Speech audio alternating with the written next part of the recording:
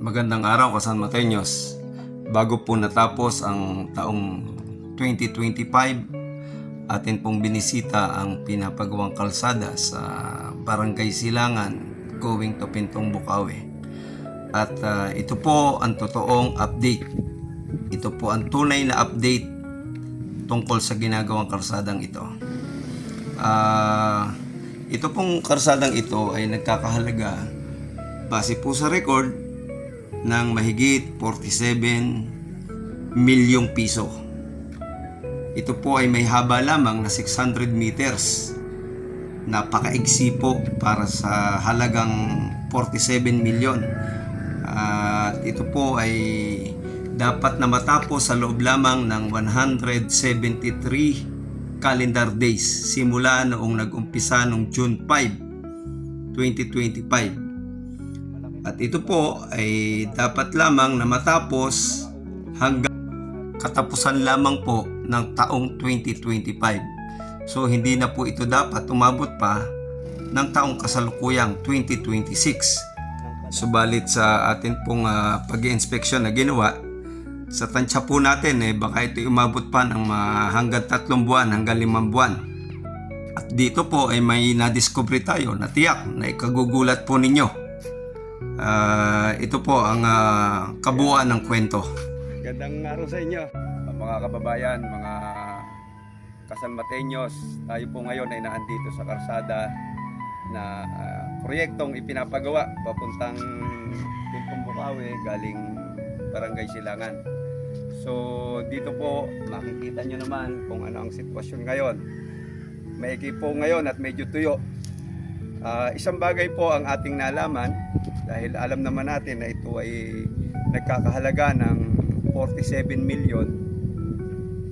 Meron pong nakalagay na proyekto para sa tulay at ito ay nagkakahalaga ng 14 milyon kasama doon sa 47. Pero base po doon sa ating napag-alaman sa pakikipag-usap natin sa foreman na nangangasiwa ng proyektong ito, wala pong tulay na gagawin dito sa project na ito.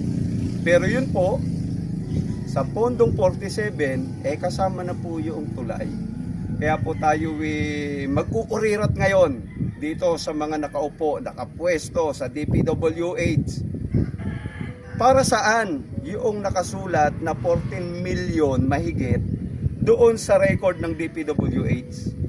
Kailangan po sagutin nyo yan kasi pera po namin yan. Pera po yan ng mamamayang Pilipino.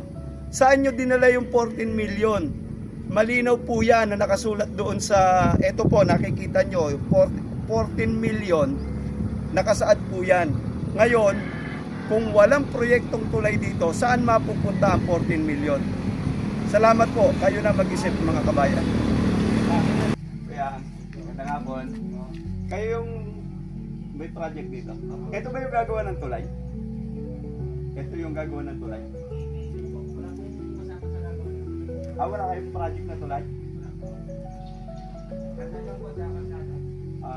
Iba ang may hawak ng project ng tulay? O wala talaga?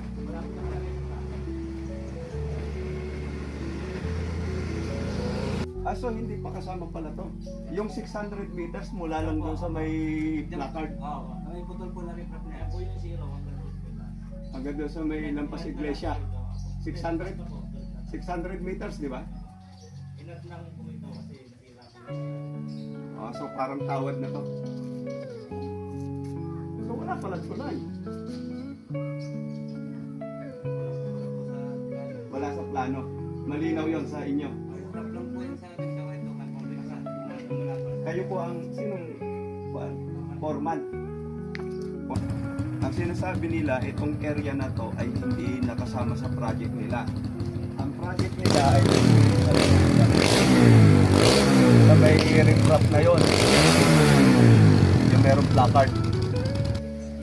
Base sa binabanggit ni Foreman na siyang nakausap natin, itong maliit na sapa na ito ay hindi nakasama o parte pa ng plano na ginagawa nilang proyekto. So wala po talaga at malinaw sa kanilang plano na hindi sila gagawa ng tulay dito sa proyektong ito. Kung ganun po, talagang tayo ay nabuhayan na naman dito. Kawa-awa po tayo. Mga pinunong halal ng ating bayang San Mateo, ano po masasabi nyo dito? Aksyonan nyo naman po ito. Pera po ng tao ang nasasayang dito.